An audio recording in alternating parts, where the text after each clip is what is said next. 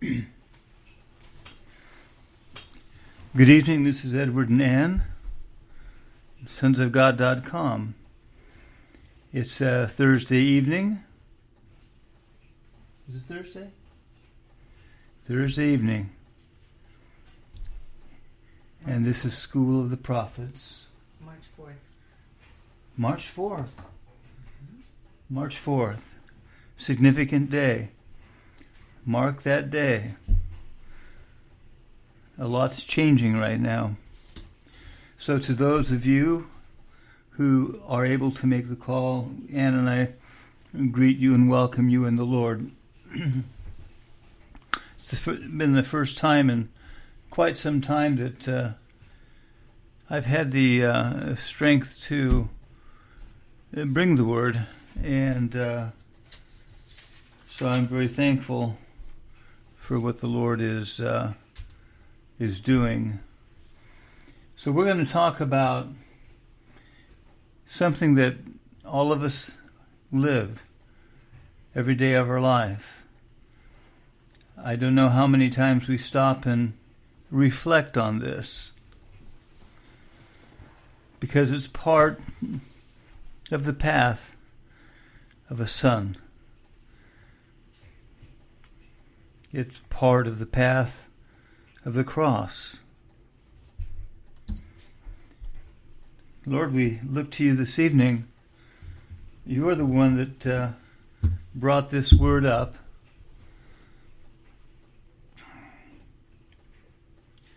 It's time that we understand more clearly what we've been going through. It's easy to say, well, we're going through a work of the cross. We're going through purging and purifying and refining. We're going through the preparation, the last stages of preparation for the kings and priests. And all of that is true. So we're going to start out of 2 Corinthians 12.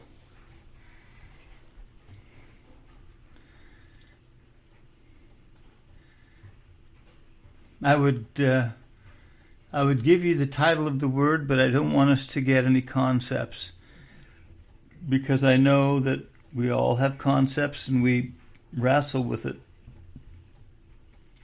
That's just how the soul is.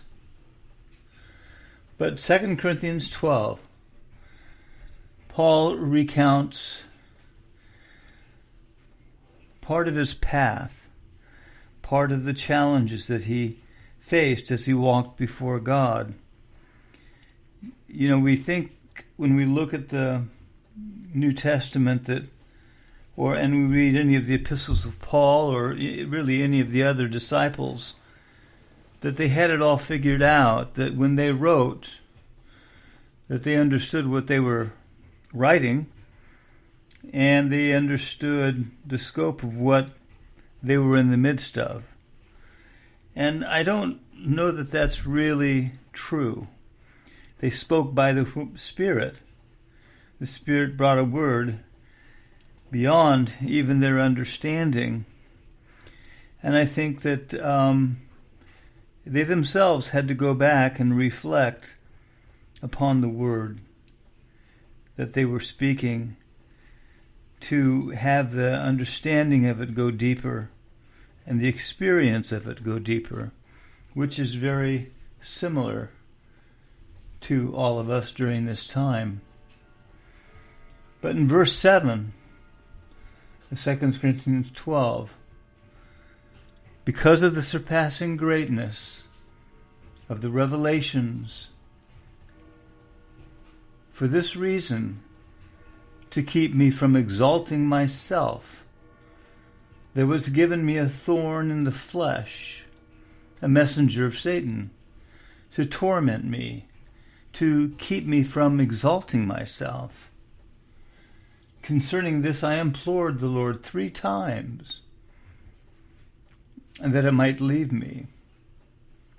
And he said to me, My grace is sufficient for you, Paul, for power is perfected in weakness. Most gladly, therefore, I will rather boast about my weaknesses, so that the power of Christ may dwell within me. Therefore I am well content with weaknesses, with insults, with distresses, with persecutions, with difficulties, for Christ's sake. For when I am weak, then I am strong. As I read this, I realized that Paul was reaching. He didn't understand what he was in the midst of, really. His perception of his situation was that because of the greatness of the revelation that God gave him this thorn in the flesh to keep him humble. And God just said, my grace is sufficient for you, for power is perfected in weakness. I read a text email today from a couple which brought to mind this word tonight, because they, like each of us, are going through that which is perfecting the power of God within them. Paul didn't understand exactly what he was going through. He saw it from one vantage point, like so many of us. You know, we have to be careful not to deify those that walked before us. It's like, the appearing to John in the book of Revelation by one of his brethren, and he appeared before John, and he was radiant, and John bowed before him, and the man said, "Stand up, Paul." I'm paraphrasing. "I am just one of your brethren, and I have been sent to tell you," so on and so forth.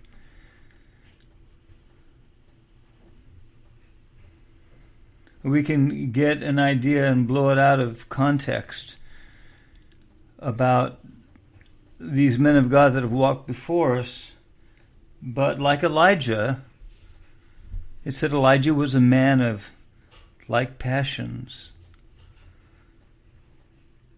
That hits home more and more as we walk further down this path.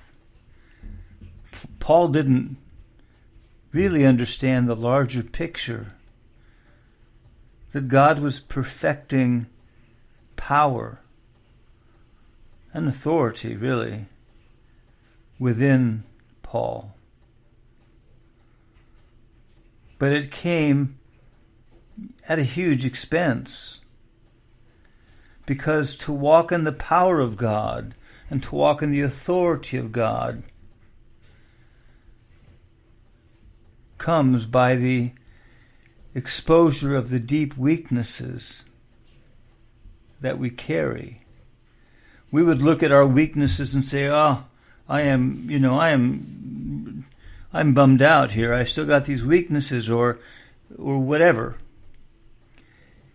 And yet, Paul said, if I glory in anything, I will boast about my weaknesses, that the power may dwell within me of God. I don't know if we've really reacted that way before God as we go through the challenges and the battles and the conflict and the difficulties and the situations that have no answers, and fall on our face and say, thank you, Lord.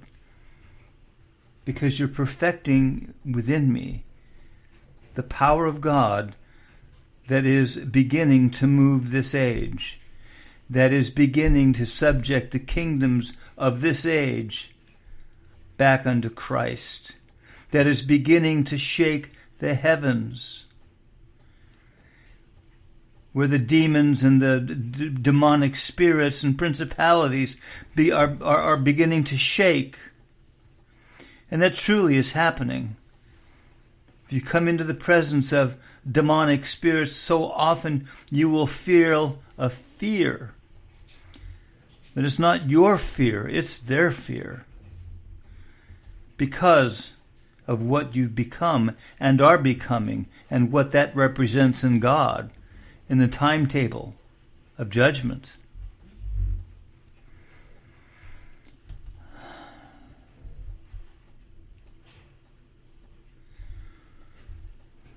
God is doing something so deep, and yet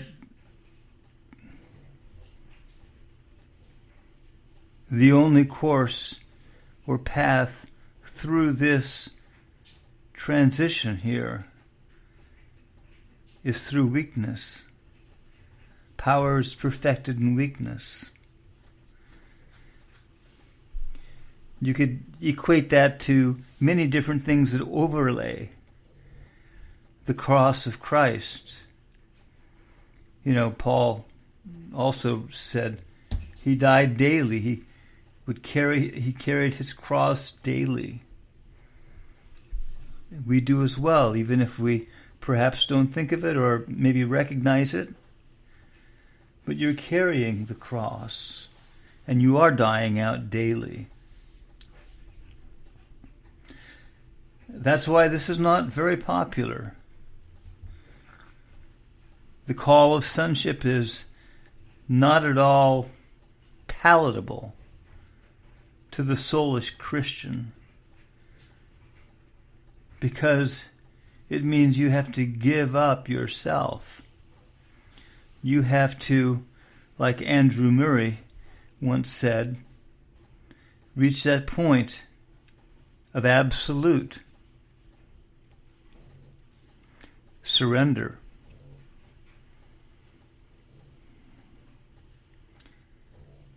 Are you at that point? No, I believe you are. I believe God's sons are that have been set aside for this time to walk this path of absolute surrender. If you go into 2 Corinthians 10, it talks about the weapons of our warfare not being carnal, but mighty through God. To do what? Casting down imagination and every high thing within your mind that exalts itself against the knowledge of God, and bringing into captivity every thought to the obedience of Christ, and having in readiness to revenge all disobedience when your obedience is fulfilled.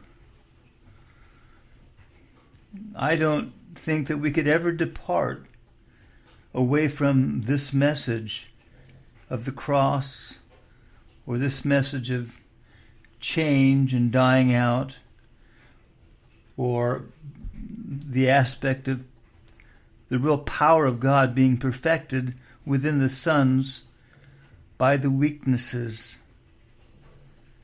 that they walk in. I think we need to put a much greater value on our weakness, because it's the agency God has provided in His provision to each son individually for you to become. He sends you into the earth. The two of you have some discourse before going, and I can remember a little, and he says, it's not going to be quite a cakewalk, son. And it's like, that's okay. Give me the high country. Well, I can probably do that, but I don't know that it's going to be what you expect. It's like the two disciples that wanted to sit on the right hand and the left hand, of Christ, if you remember the story in the New Testament. And he says, well, that's not for me to decide. The Father will decide who sits where. But so that you have some consolation, I'll at least make sure you go through the same stuff. I'm paraphrasing. Well, all right.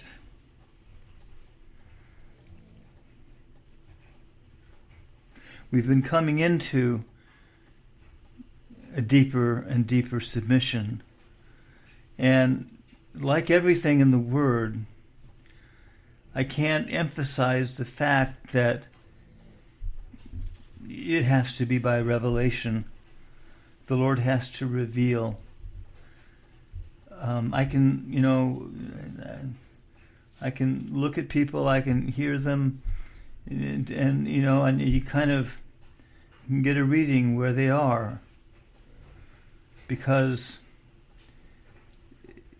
as much as we want to be submissive and want to let go of the soul, it can be a very devious thing, because it doesn't want to leave. The soul, as you know, is enmity to God. So you have this duplicity going on. That which is of the spirit, that is just giving yourself, laying before God, and the soul that is tugging the other way. That, or it says, okay, well, if I'm going to have to lay down, then I want all the glory, and I want recognition, and I want a position, and you name it. But yeah, if this is the requirement, then yeah, my soul will go ahead and we'll go through this stuff, but this is what I require. I want a position, I want some recognition. And that ain't going to happen. The soul is very devious.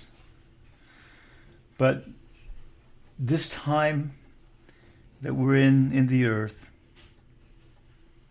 is going to be and is being hallmarked by a people that are becoming.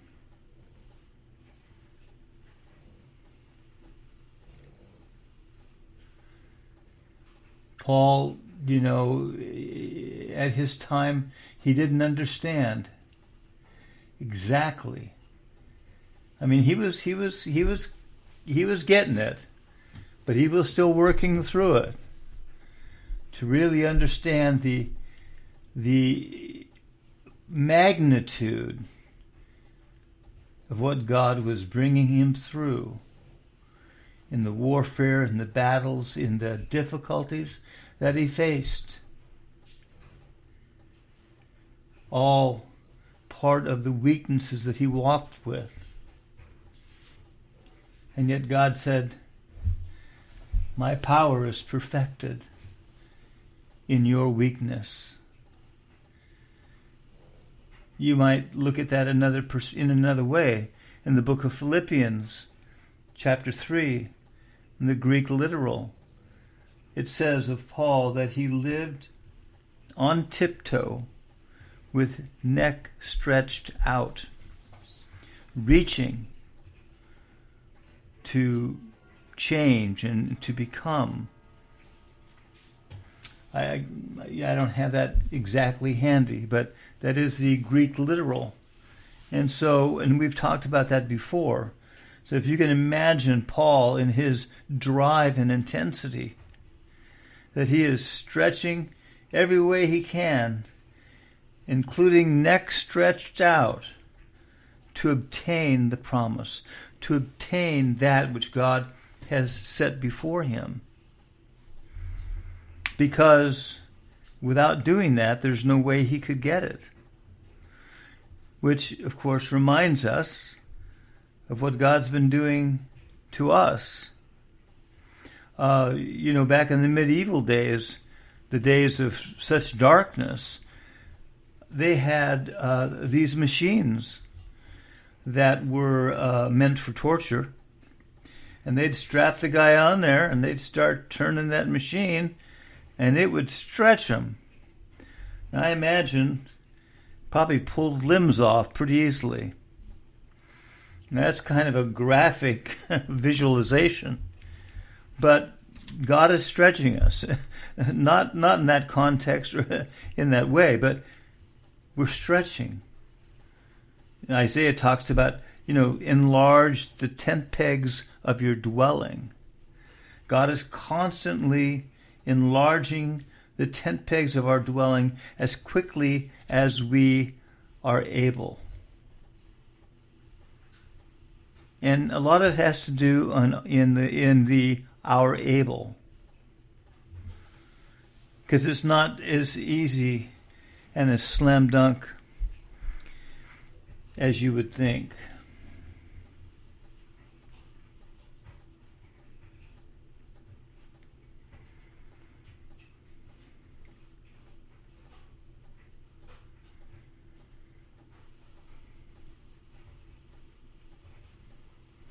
The word in the New Testament, I don't know where it is, talks about how you can't put an old patch.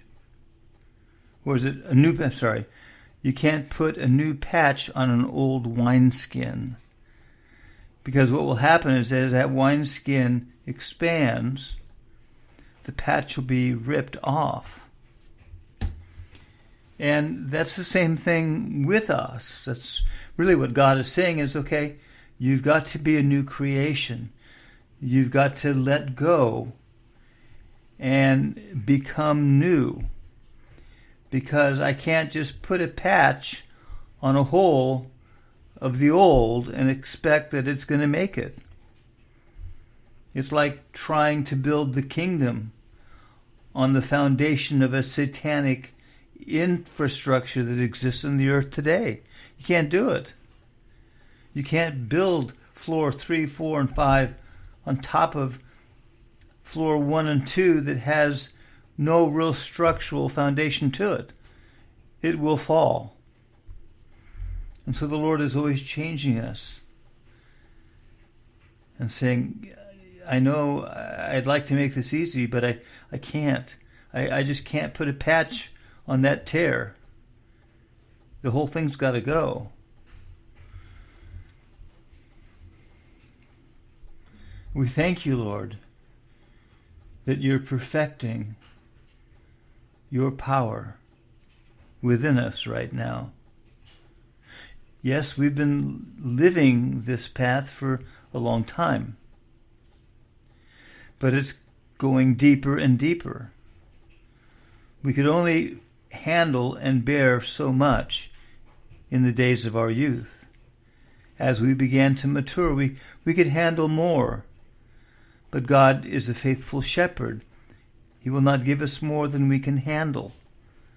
And yet, our maturing is tied into our ability to grow and to handle the fire and the exposing of the fire and to handle the process of what it means to become a son. You just don't become a son because you say, well, I've decided I'm going to be a son. This is what I want. I have a revelation of it, so I'm a son.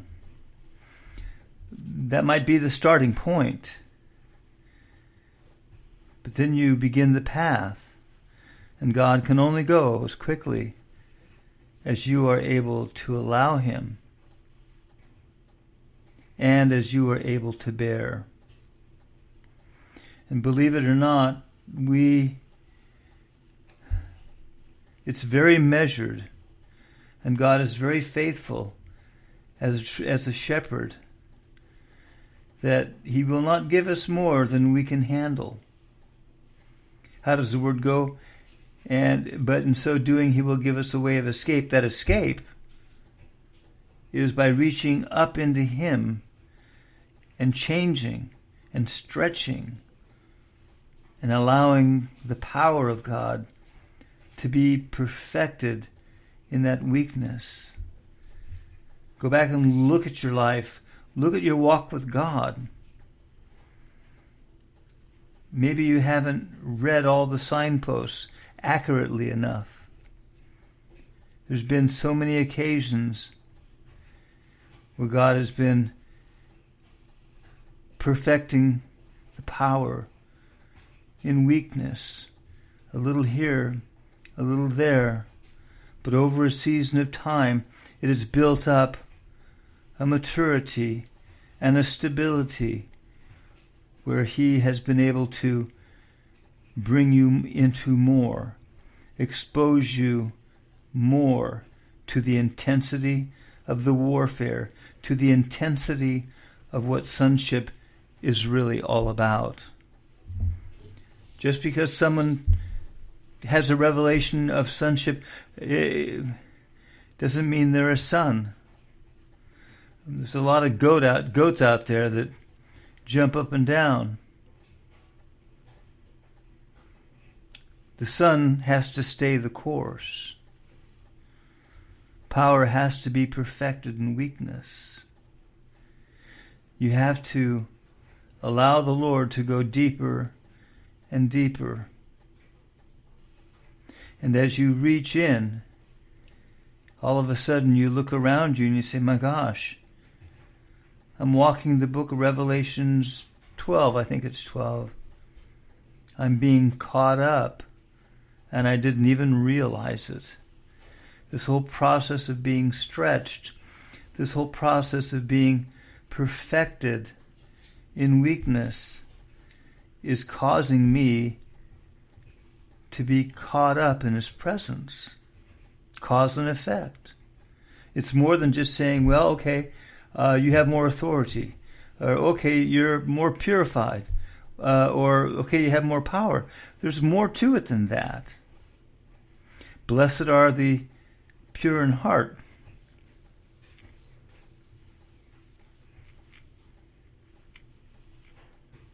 for they shall see God. Blessed are you,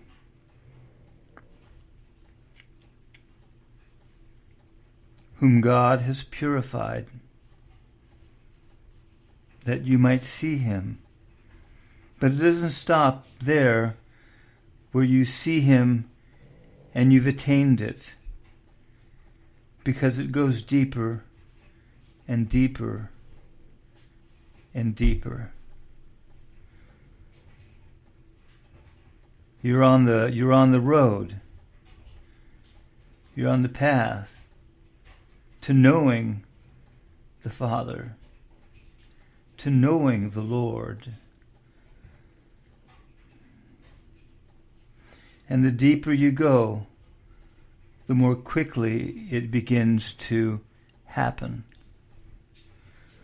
Because as you mature, you're able to handle the deeper truths of the kingdom.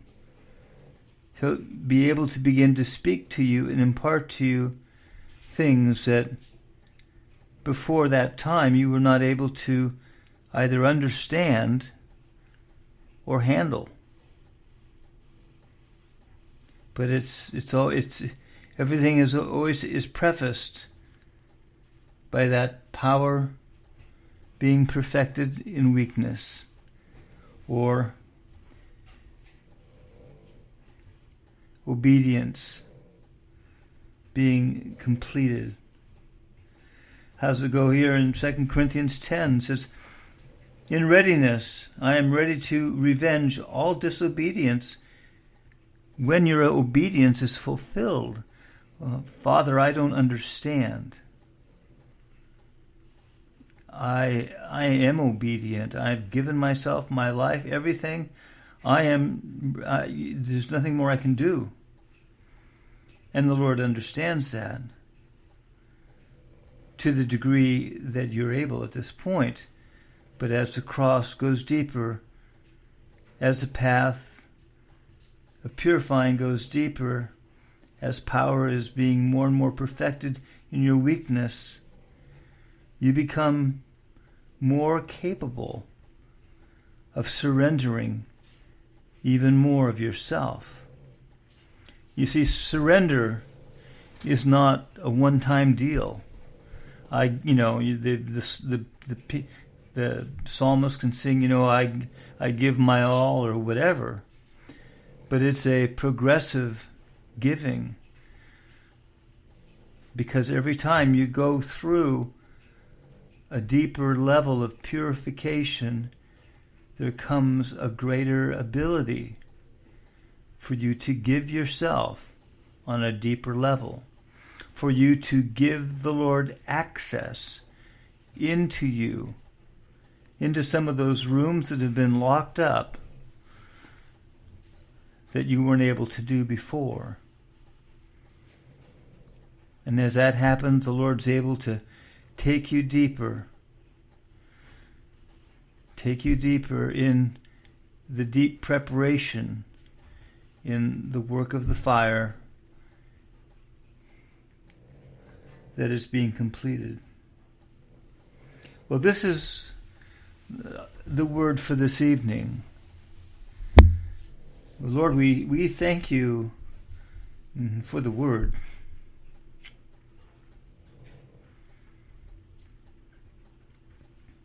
We continue to lay ourselves before you. I know that there'll be great revelations and appearings and things that will continue to happen and unfold more and more as we progress forward. But Lord, that's not what we glory in.